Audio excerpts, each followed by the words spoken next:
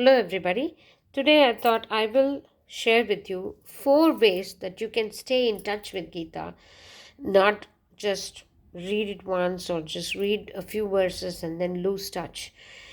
The more we stay in touch with this sublime book, the more it keeps giving. As I told in other videos, she is Advaita Amrita Varshini, Bhagavati. She is the Lord. She is the giver. She keeps on giving the Amrita Varshini. She keeps on showering her blessings on us.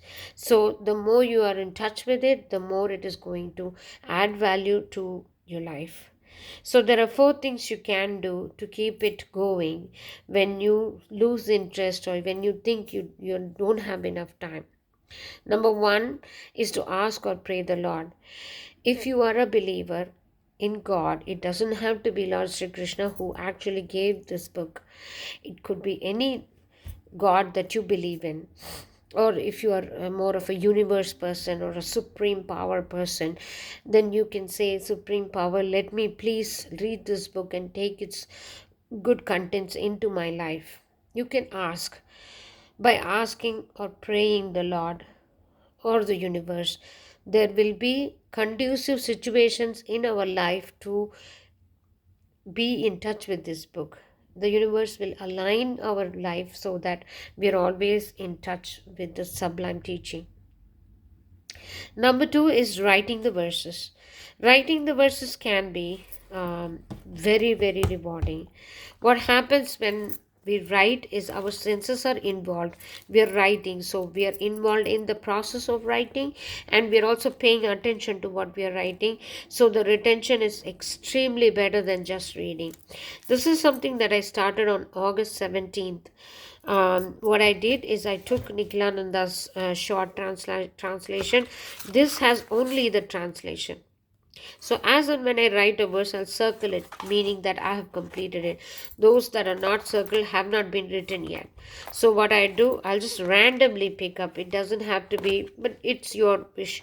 You can do consequentially like each chapter, or you can just randomly take something like this.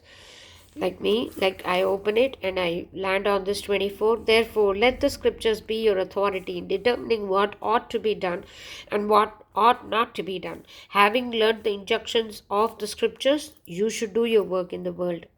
So, this is chapter number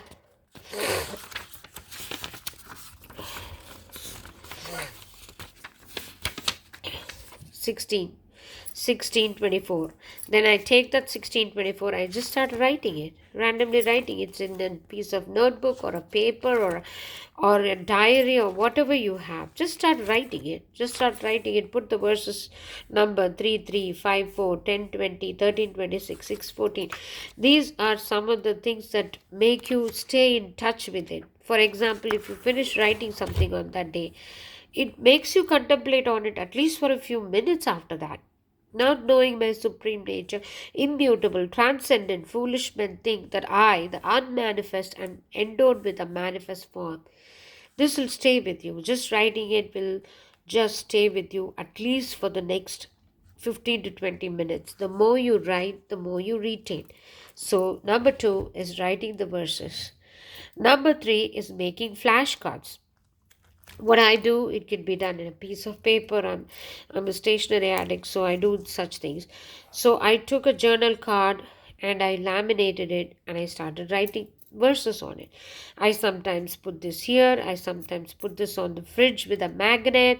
I just keep it in front of me so that I keep looking at it and the contents of it somehow is retained. That is one more way that you can uh, incorporate Gita into your daily life and stay with it. The fourth one is listen to lectures. This is not on the same order. You can first listen to lectures and stuff like that, but asking Lord is going to be the first, because without his blessings this book cannot be picked up. So listening to lectures, I have put in my comments so many times in the comment box, Swami Sarvapriyanandas playlist of all the Bhagavad Gita verses that he has done. He is up to chapter 9, I think now. You can follow along.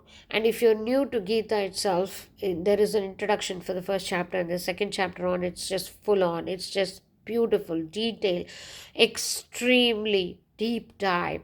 It's just amazing to listen to his lectures and take notes. You can just do that. Listen to lectures.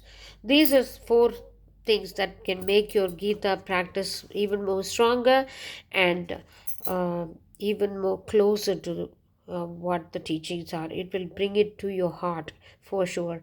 Hope you get to pick up this book and start studying. Good luck. Thank you. I'll meet you in another video.